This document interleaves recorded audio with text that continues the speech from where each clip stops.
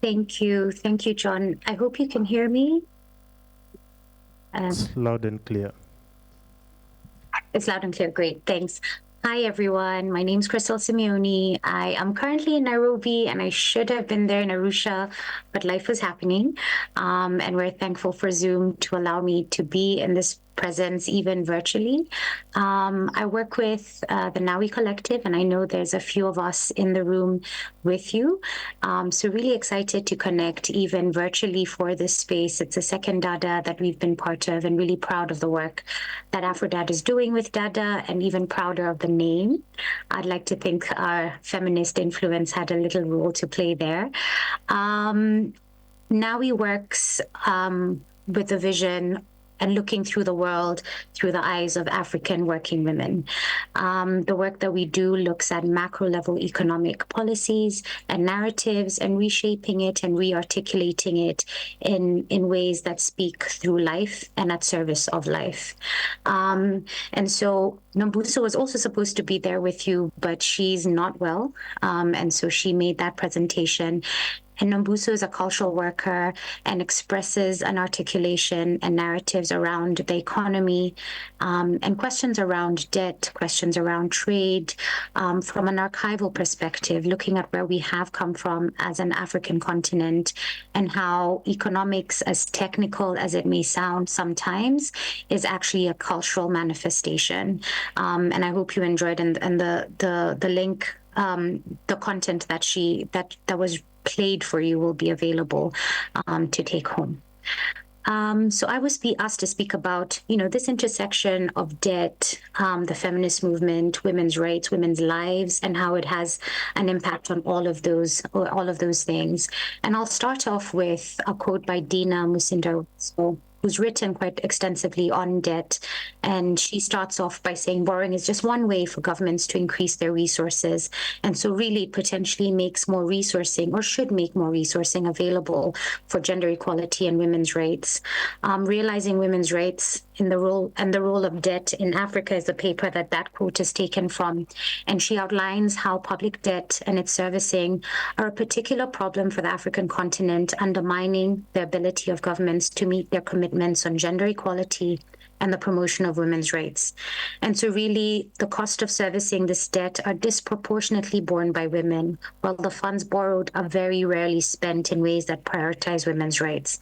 Being Kenyan, today we have demonstrations around the cost of living and tax implications that seem to be crippling just everyday life for so many people. We know that story. We know how all this money is borrowed to do mega infrastructure projects like the expressway, or the SGR, where very few people have access to these mega infrastructure projects, but yet through public-private partnerships or other forms of debt, we're all paying for it in different taxation mechanics.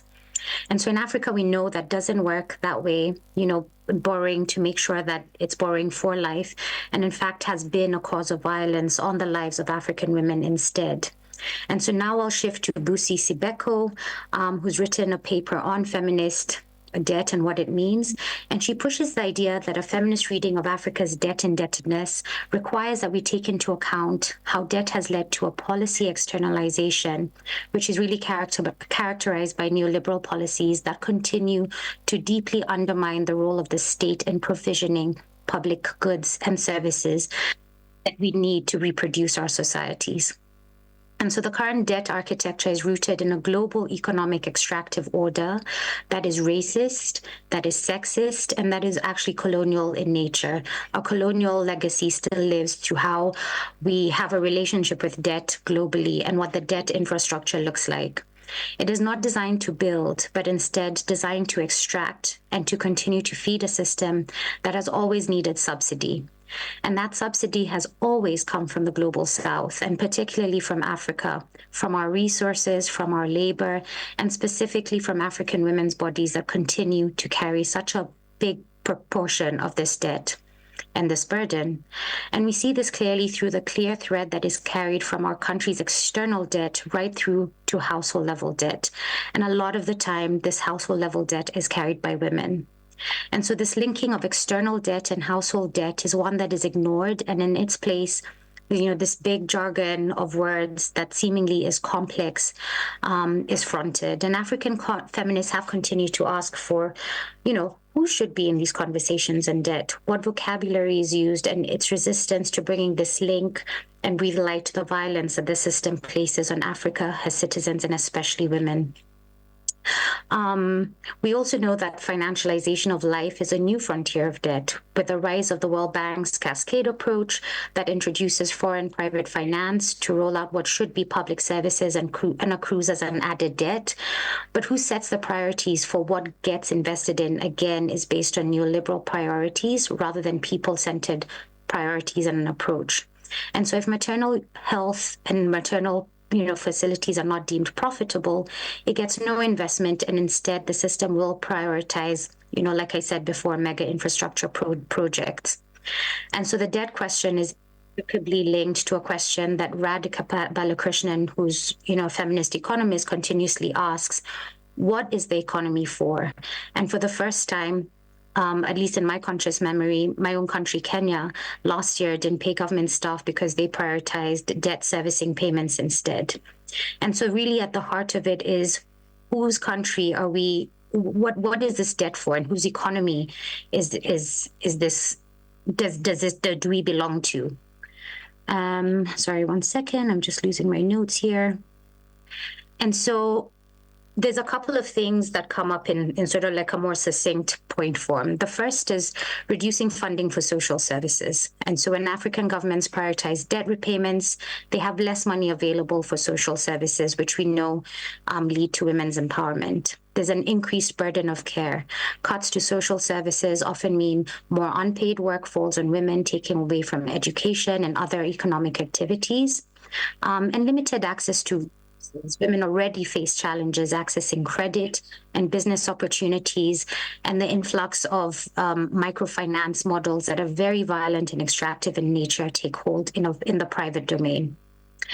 And so by understanding these reasons, we can see how Africa's debt crisis has a significant gendered impact. And now I'll read from Luci Cavallero and Veronica Gago, which I will put in a list that I recommend reading.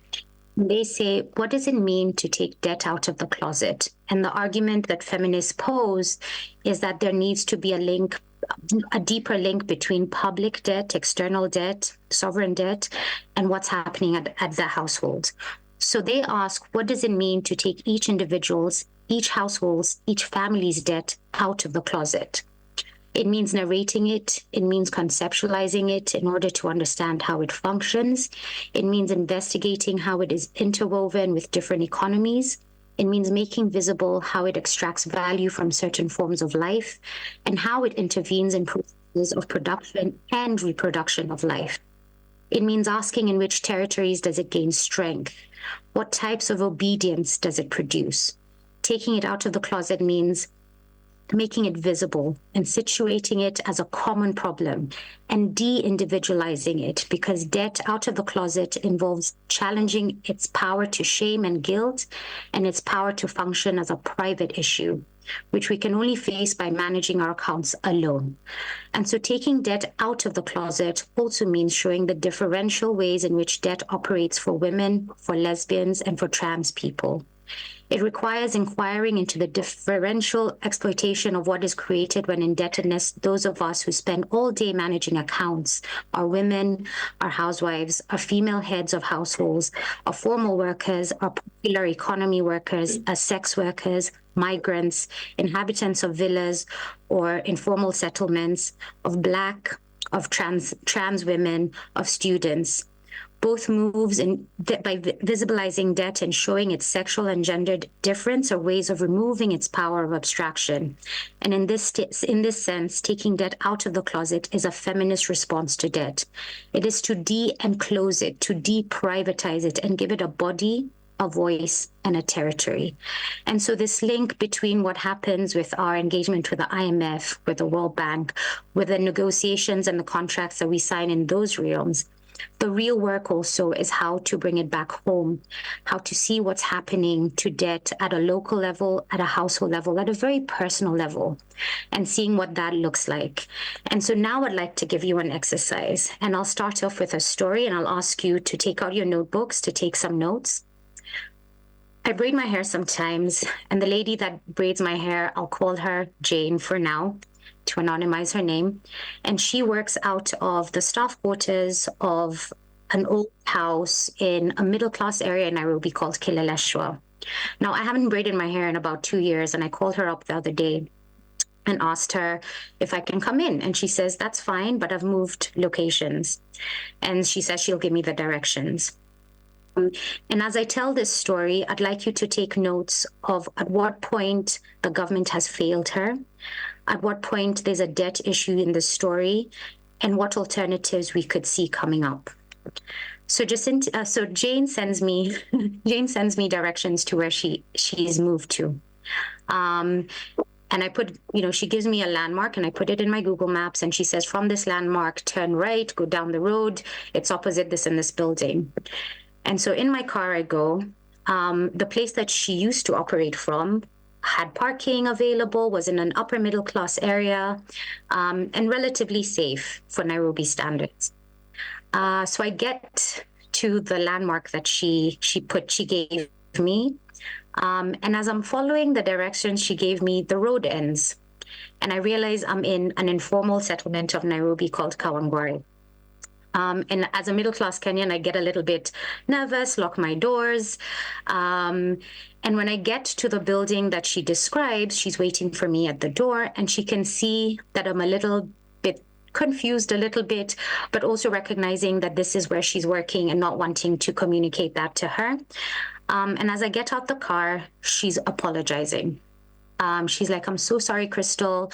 I've moved, but I will find somewhere new. So I go up. And Jane usually doesn't talk to me very much. She sort of is very pleasant, starts on my hair, and, just basic niceties, and we're done. But today, she's got very many stories. And she starts off with a story of where she used to rent out her premises.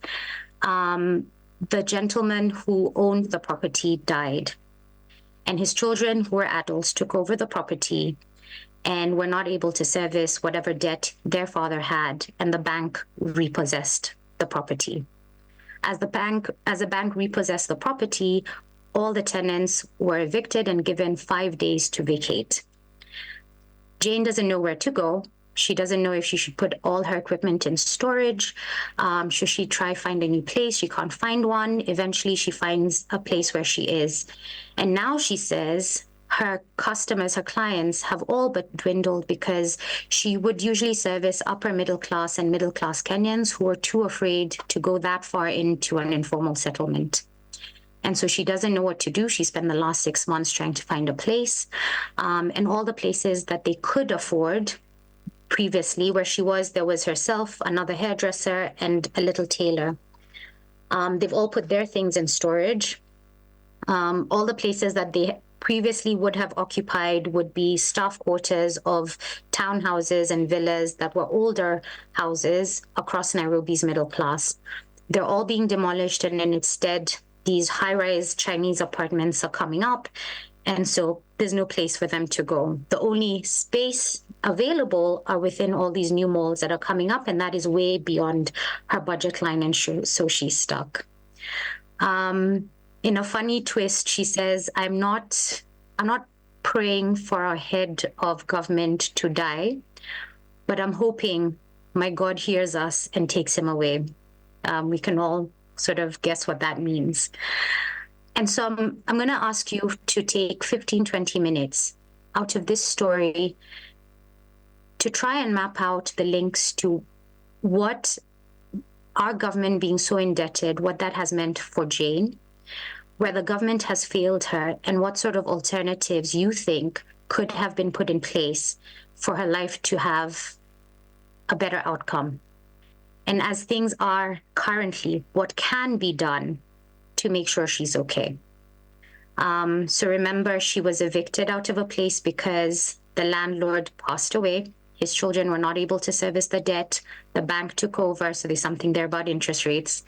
They were given 5 days to vacate, and the bank hired people to forcibly evict them out, throw their things out on the road.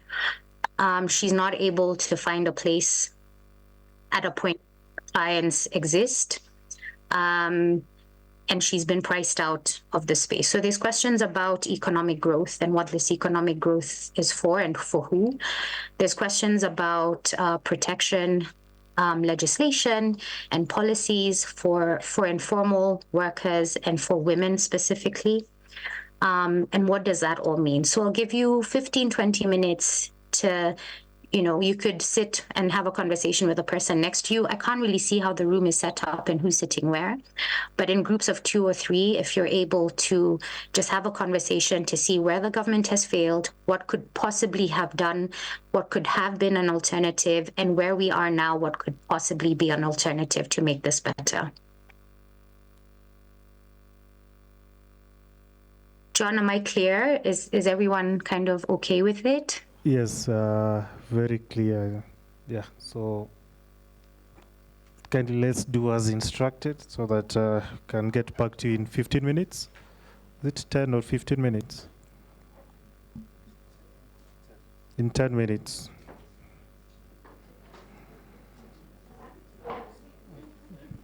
So at 4 minutes to 11, we can get back to Crystal. So kindly discuss as instructed. Thank you.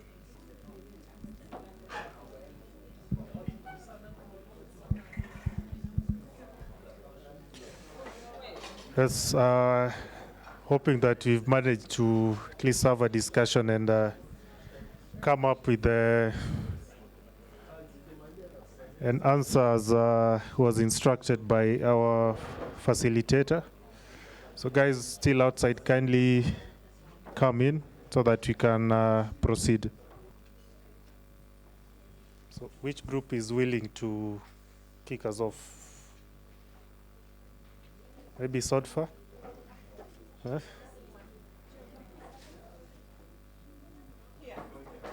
Yeah. Yes, so yeah, I think we have, so maybe can proceed, Mumba. Okay, no problem. Yes, a lady. You next. Okay. Then Crystal. Oh, good. Okay, I think I can get started. I'm sure my colleague will be able to add some of the insights that we had. Yeah, before we proceed, maybe just introduce yourself so that Crystal can know who you are, kindly. Okay, so my name is Elijah Mumba. Coming from Zambia, from the Center for Trade Policy and Development. And because I'm coming from an organization that has development in it, I would get started by saying, I think one of the things, since we asked whether the government did fail the lady, I would say, so the type of development is one that did not necessarily meet the needs of the people, according to a discussion that we had, but also we looked at the limited options in terms of financing, because if the lady had, access to affordable financing, perhaps, even the property couldn't have been grabbed, and she was able to afford, she was going to afford even, living in an expensive area, and what happened couldn't have happened. So higher interest rates, for example, and specifically talking about Kenya and many other African countries, we see that the interest rates are quite high, and the ordinary citizens find it difficult to afford. But also, talking of incentives, another thing that we discussed is when we look at our economies, we find that these other investors, maybe we can call them the big giants, government would give them some specific incentives. For example, in my country, we call them the special economic zones, where investors in those areas, they have specific incentives to them. but the ordinary people, they do not have such incentives, the small businesses. But also another thing that we highlighted, looking at the nature of a business, it becomes very difficult even to get, for example, capital, access to financing from other options. So I think there was need for government, to come up with targeted, financing options that would support a case like hers. Yeah, I think I'll let my colleague just add in case I missed anything. Thanks, Mumba. So maybe next we move to Naledi. Hi. The group consisted of Abdurrahman and Nicole and myself. I think linking the issue that our colleagues have mentioned, how we conceptualized it was poor city planning that is not people-centric, that, through rapid urbanization, you pretty much concede that you're ready to displace people. And so nobody is saying development can't happen, but what are the alternatives that you're providing? So people, particularly in terms of centering micro businesses or people who run these small businesses, is what alternatives are being created within the city to be able to accommodate people. I think it's also just the increasing of worsening the issue of precarity. We're thinking as well that if the tenant was a bank or a supermarket, they would have had more bargaining power. So this thing of evicting people and giving them 5 days is really just a form of belittling people, and really just not taking the livelihoods of people seriously. Also, just with regards to how government failed was just basic services, the fact that the road ended by virtue of saying that, development begins somewhere and ends somewhere, and that certain areas don't deserve those kinds of services. And so that's really just another issue of where government failed. Yeah, I think in that's our highlights. Anything I left out? Yeah, that's us. Thanks for that. Next, Honorable. Yeah, I think we also agree with everything that was said, but we have an angle that's hidden in this story. The father died and the children couldn't pay the rent. That speaks of serious patriarchy. Why were these kids not empowered in the very first place? So the father dies and goes to the grave with the knowledge and everything else. That's so paternalistic.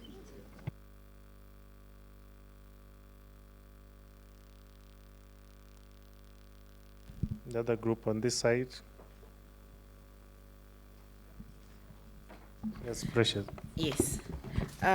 So in our group, one of the major issues that we identified was around the issue of passing debt to future generations, and then the other issue that stood out for us was around the failure of government to provide subsidies, or should I say incentives, for these small businesses. I think that's all from my side. I don't know if my colleagues would like to add more on what we discussed.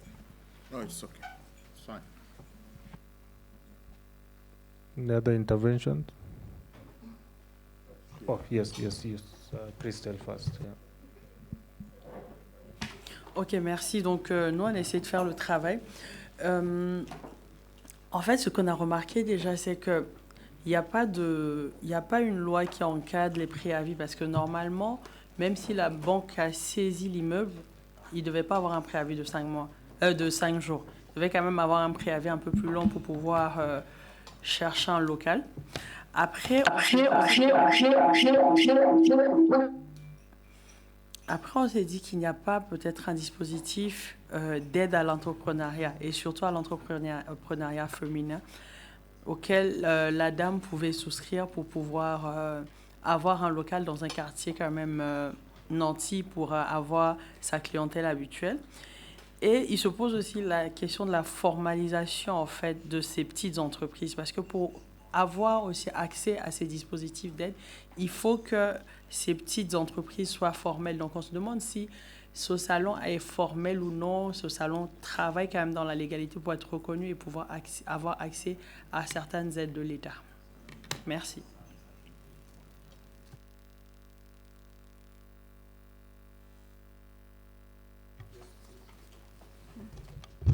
Thank you. So I won't repeat all the things that were said. So the things that we have, the issues that we have identified, first there is a legal implementation issue. So this is the first government failed because the hairdresser should sign a commercial contract, and this commercial contract is supposed to provide like protection to her, and this means the bank wouldn't cover the place. The second thing is about the social justice issue and how the government failed to like implement developing policies for the whole city. And what else? That's all. And the government should like make space for service providers and like implement some, like the lady was speaking about entrepreneurship, dispositions or norms that may protect those service providers. Thank you.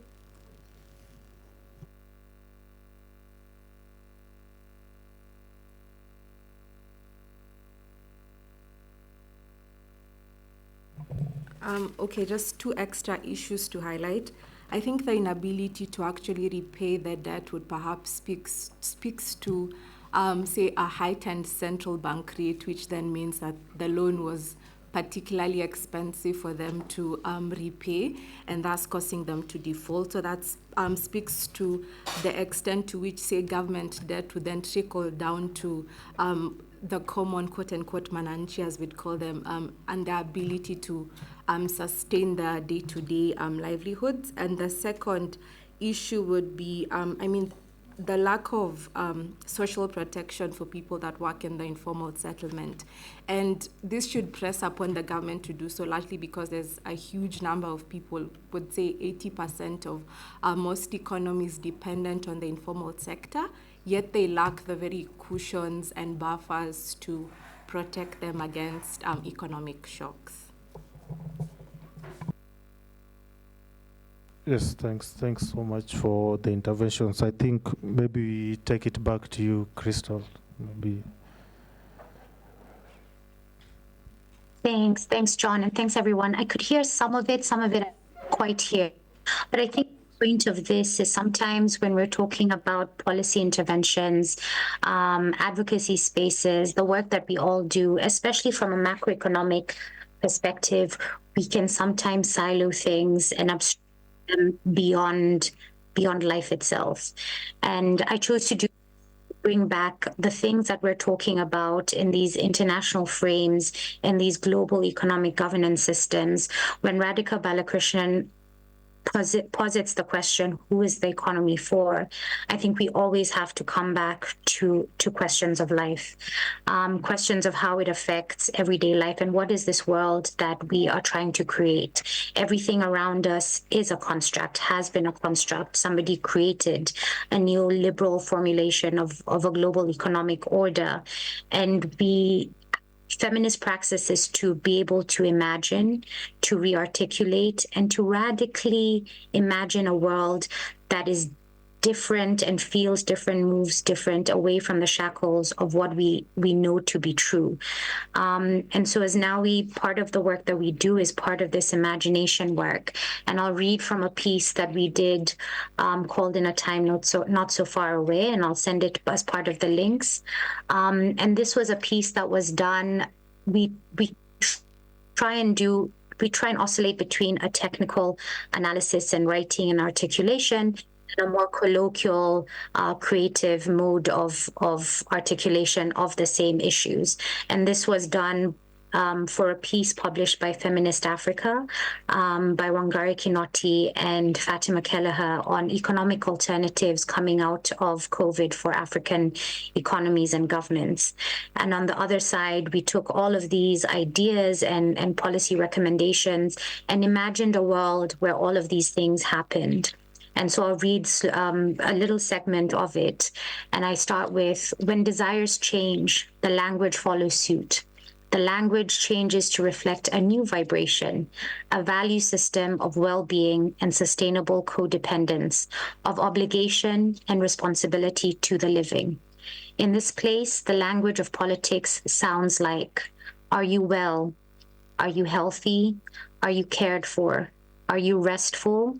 Are you paid a dignified wage? Do you have shelter? Is your community safe? Do you have access to water and electricity? Are your hospitals equipped? How far do you have to travel to see a doctor? Do you have access to education? And what kind of education do you have access to? What is the price of onions? How is food produced?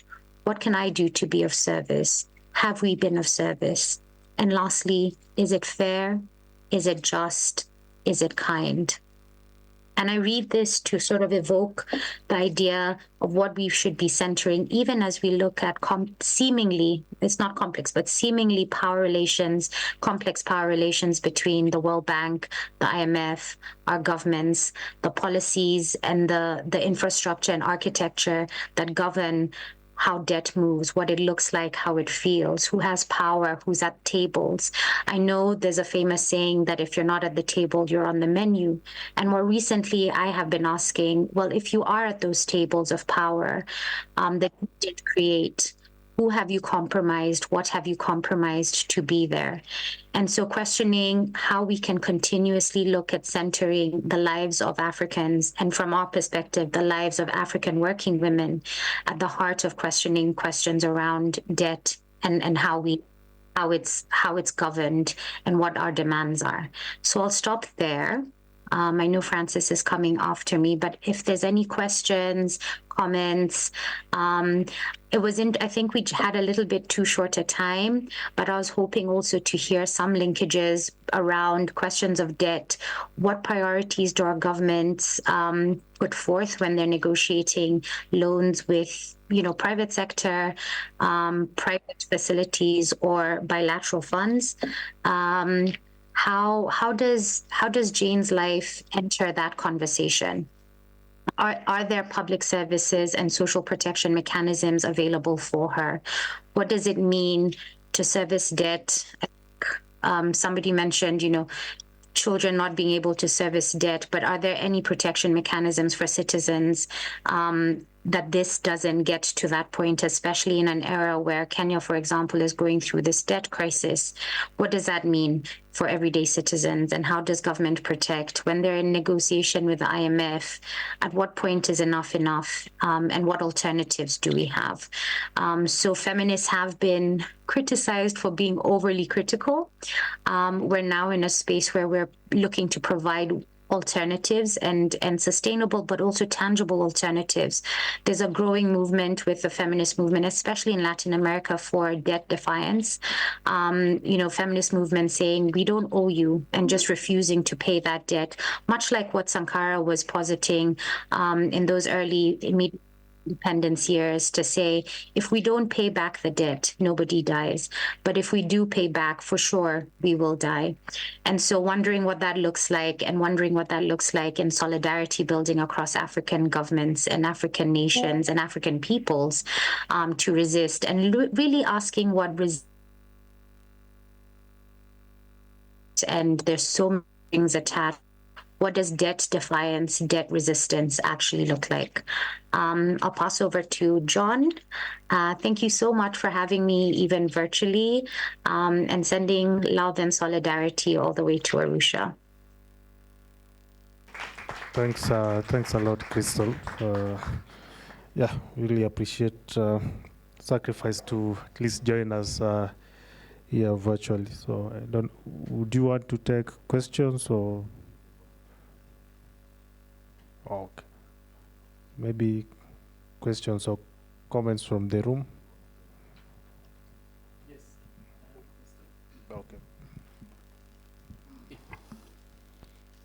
Yeah, thank you very much for the presentation. But I want to approach this from justice and equity point of view. I like the quote that if we don't pay debt, nobody dies. But if we pay debt, somebody dies. Okay, now how justified is it that debts are contracted with open eyes and then you default in payment? Because when these debts were contracted, they were not forced to contract these debts. African leaders opened their eyes and signed these debts. How justified is it that you turn around and say you are not going to pay the debt? Thank you.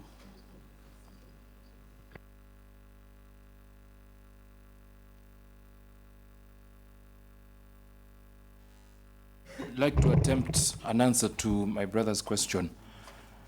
There are procedures that govern how countries contract debt or loans. You have to have, those processes must be followed to the letter. Amongst them, the loan must be used for the purposes for which it was contracted. Public institutions like Parliament should take part in the acquisition of that loan. There should be the purpose for which they said they're borrowing should be the same. You don't borrow for building hospitals, then you build torture chambers. In any case, this money is borrowed in the name of Kenyans, Ugandans, or Ghanaians, and so on. So the emerging notion in international law that Crystal has hinted on of odious debt holds that where procedures have not been followed, that lender has not lent to the people of that country, but has lent to that dictator in their individual capacity. And so the people of that country are under no obligation to pay money that has been contracted outside of the process. The notion is called odious debt. So that would be my suggested answer to you. Yes, thank you. Crystal? Then Mkasiri. Yeah, that was really helpful. I was going to give an example of Kenya. So I did a case study a few years ago on public-private partnerships and used the case of what they called the Managed Equipment Service Project. And ostensibly what this was a project to rent out specialized health equipment for 2 hospitals per county of Kenya. Kenya has an evolved system, and healthcare is one of the services that is devolved. Policymaking sits at a national level, but management and rolling out of healthcare is done at a county level.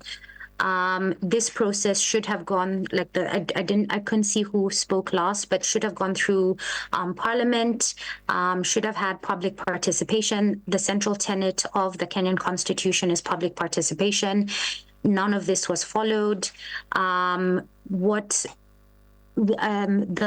I think it was, in terms of budget allocation for that year, it was the 3rd highest budget spend from the Kenyan government in servicing this leasing agreement.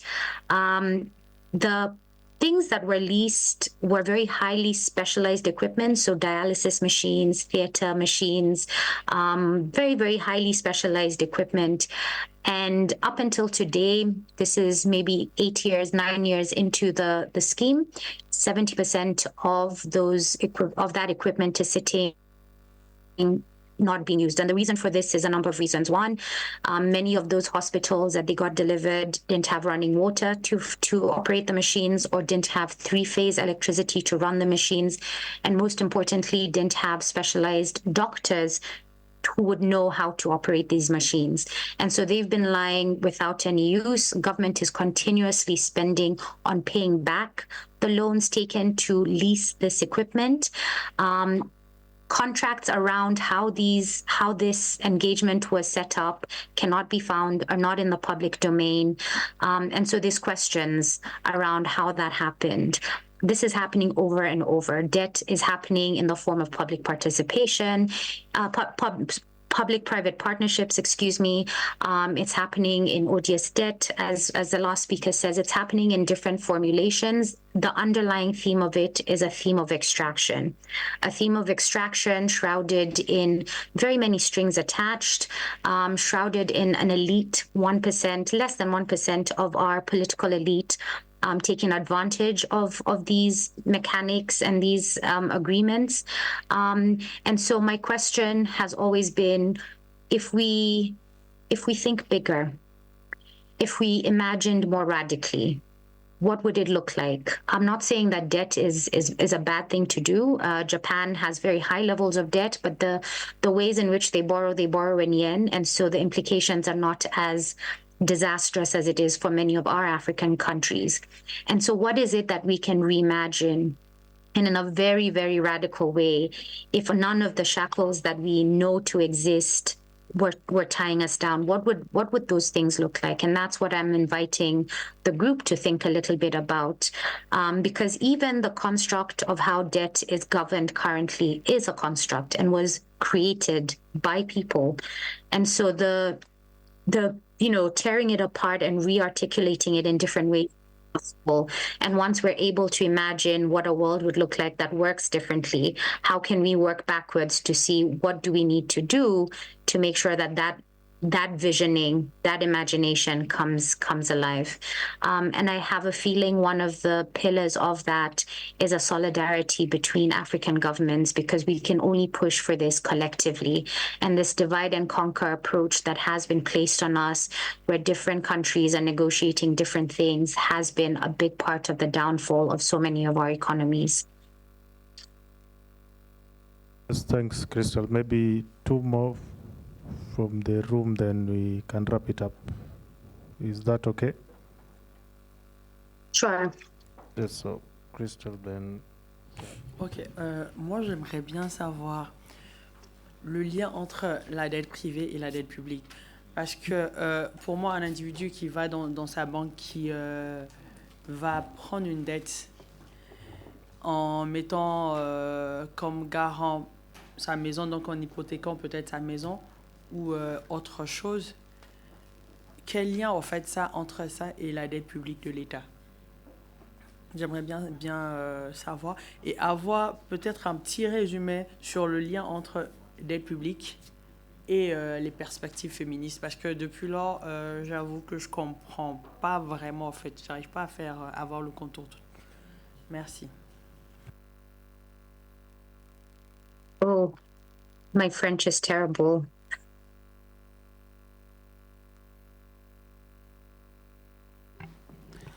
Thank you. Well, I would like first to congratulate you for the very interesting presentation. Just bringing, we all have this idea that debt, okay, affects all the citizens, but it's very interesting to see that it's affecting people, okay, but different ways. In different ways, we have marginalized groups that will bear the burden of this debt issue. But what I'm trying to understand is, like, is it this problem relating only to debt, or just to the way broadly of how government is collecting, mobilizing revenue and spending it with its citizens?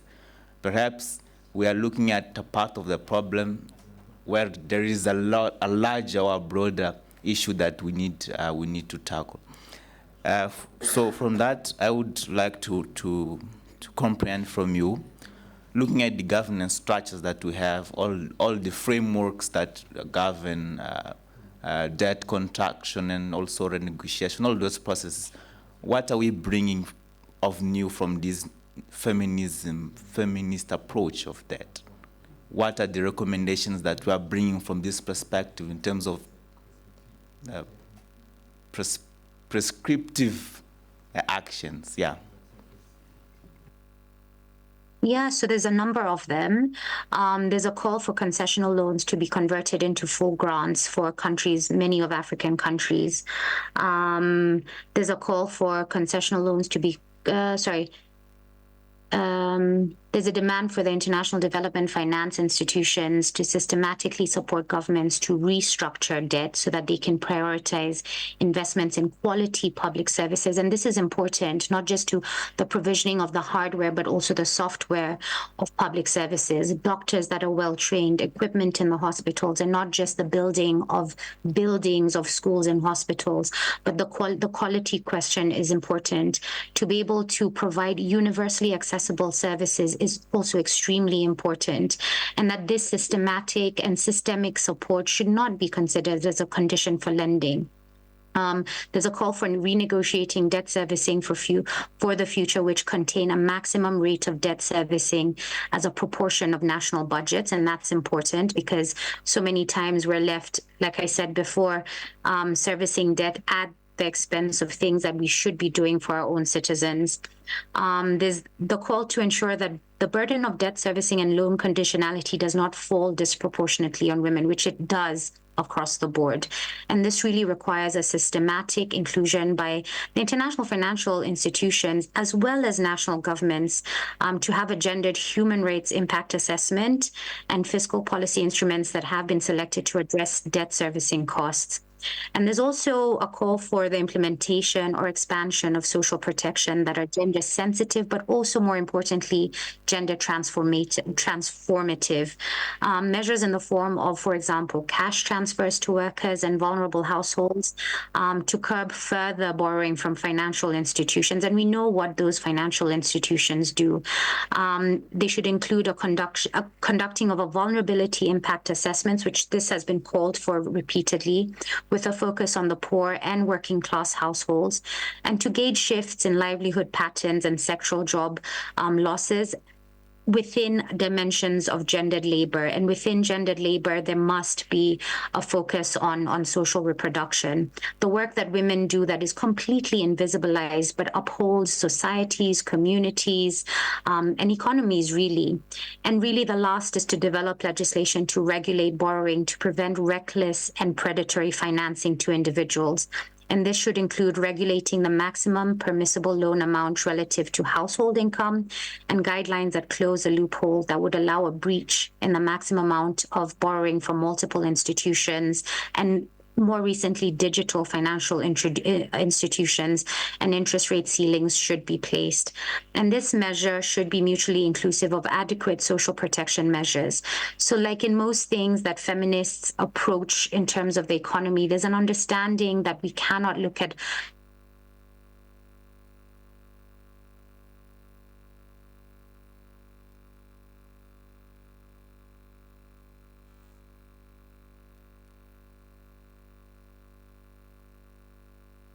a more conscious effort to make sure that that in itself is resistance. To be able to look at life in its complexity is a first port of resistance. I hope I answered your question.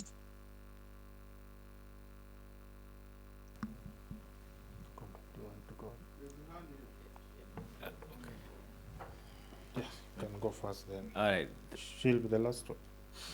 Thanks, Crystal. I have a comment and a question. The comment, I think, I'm excited and happy that yesterday we had a conversation on the intersectionalities of public finance, corporate finance, and you brought it home by also bringing the picture of household financing. And thanks for that. Then also tied to that, we had a conversation that Jason led in terms of is it debt a treat or a trick?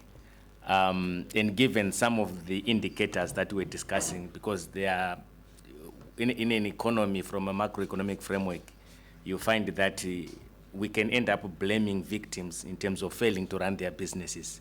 So I think it would be also good as we go on to pick on that reflection, to come up with some certain discussion that helps us to recalibrate to what extent sometimes we can be blaming people that are real entrepreneurs, but suffering in the end because of failing to have economies that serves the people. But my question now, quickly, now, is on culture. Because when you started a podcast that talks about the economy from a cultural position. I'm looking at Ghana, for instance. They are in debt. Their import bill for 2021, almost 10% of it is just wigs, fake hair. Yeah. So, and the example of the woman that you gave us is a hairdresser. I'm not knowing to what extent is also that the business of fake hair is involved. So, to what extent, from a cultural debt perspective, do we also work together closely to ensure that purely we are Africans in everything that we say? Thank you. Thanks, Mukasiri. When you speak of Ghana, Ghana is going through, I think, their 17th IMF program. Zambia, I think it's at it's like their 14th program. And somebody at a conference I was at said, Hajun Chan, and he said it's like going to the doctor, and I've said this, I've quoted him so many times, it's like going to the doctor with the same exact issue, being prescribed the same exact thing that never works, but you keep going back. There's something wrong with that situation, right? There's something wrong with imagining that these, I think tied to what Tandika Mkindawira talks about, the Africa failure complex, that other people know about how our economies should run better than we do. And there's a question before you, Mukasiri, saying that maybe it's not just debt, but there's a bigger problem that we have to address and have to begin thinking about. And I think culture is a part of it that we've very much sort of ignored, thrown under the bus. The idea of America, this great country, home of the free, land of the brave, or whatever they say, largely was created through Hollywood. It's in the music, it's in the movies, it's in their fashion, it's how they move in the world. It's their cultural manifestations of life and living. And the economy as a cultural manifestation is something that we've continuously ignored. And in its place, we have swallowed the Kool-Aid that to speak about the economy, and from our perspective, and now we actually don't call it macroeconomic, we refer to macro level economics, because the macroeconomic frame that exists doesn't include space for conversations around things like social reproduction, around things like rest and care, around all of those things, and makes it this idea that it's, very and I'll read from a section if I can find it. It's very complex and unapproachable. Finance boasts of being abstract, of belonging to the sky, of mysterious quotes, of functioning according to logics that cannot be comprehended by common people. It tries to present itself as a true black box in which decisions are made in a mathematical, algorithmic way about what has value and what does not. By narrating how it functions in households, popularly largely non-waged and waged economies, we defy its power of abstraction, its attempt to be unfathomable. And so, bringing out, like opening it up, bringing it out of the closet is something that resistance looks like. And so culture is Amilcar Cabral did so much work around cultural resistance, and I think we have to go back to that. And present this idea that the culture of economics is ours to redefine and re-articulate for ourselves. I'll stop there. Thanks, Crystal. So we'll just take two final ones, please, two.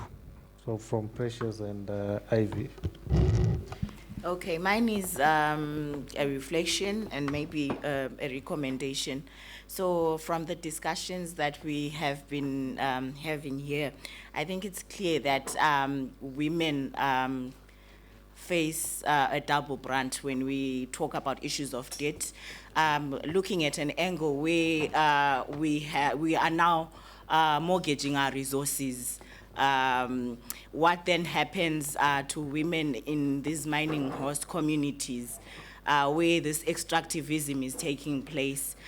So I think there is need for us to take these conversations to the community and simplify what it means to a woman living in a mining host community when we talk about debt, when we talk about these resources being mortgaged and its impact.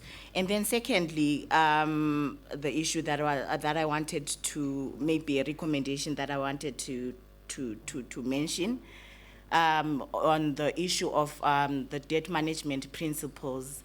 I must say we have these principles, but maybe we need to take an extra mile and if it's possible to have penalties for countries that don't adhere to this to the principles that are stated in our constitutions, in our public debt management acts.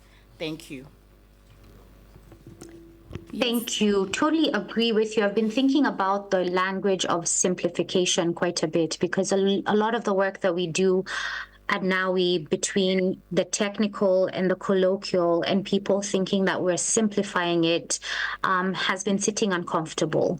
And what we say we're doing now is we are re-articulating in the language of life, because a simplification continues to give this idea that it's too complicated for women to understand, which posits this idea that women exist in micro planes of knowledge, of epistemology, of knowing. And if you gave an economic debt analysis to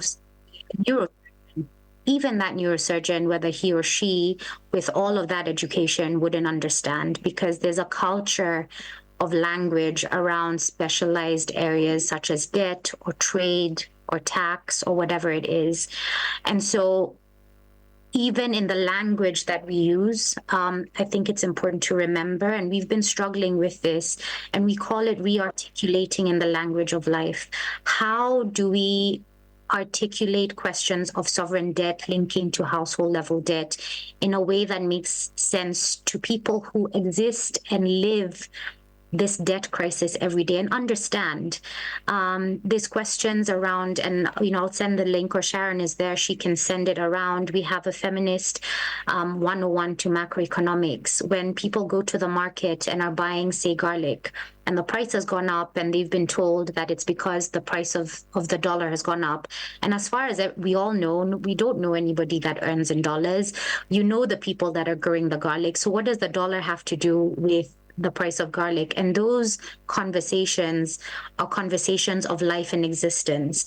And so how do we embed these seemingly technical analysis in a way that makes sense for life itself?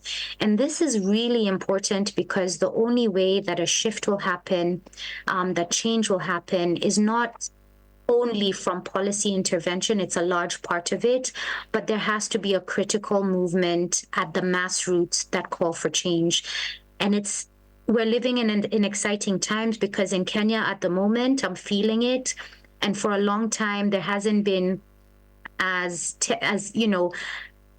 many conversations on things like a finance bill by everybody. And by everybody, I mean from doctors to Uber drivers to my hairdresser to somebody selling vegetables on the street. There's an acknowledgement that something is broken, and people understand it because they're living it. And it's our duty to make sure that we're able to oscillate between taking what people are feeling and sensing into these policy spaces, and making sure there's a consistent and constant link between that, and bringing back policy conversations back down. And everybody has a place to play in that value chain of work, but it's important to always center our people, our citizens, our everyday, in Kenya we call them wanjiko, like everyday people, and how they experience the economy in all the work that we do, and finding out how to do that in the most efficient, effective way, to make sure that we're taking all those different dynamics and understanding that all of them are at play at the same time. So just to end, at NAWI, we call it a re-articulation in the language of life rather than a simplification, because we're also not being part of this idea that peasant farmers or women are not smart enough and don't understand the language of economics. There's an understanding that it has been set in language of jargon on purpose to remove it from everyday life. John. Crystal, just one briefly, yes. Oh, no, fine.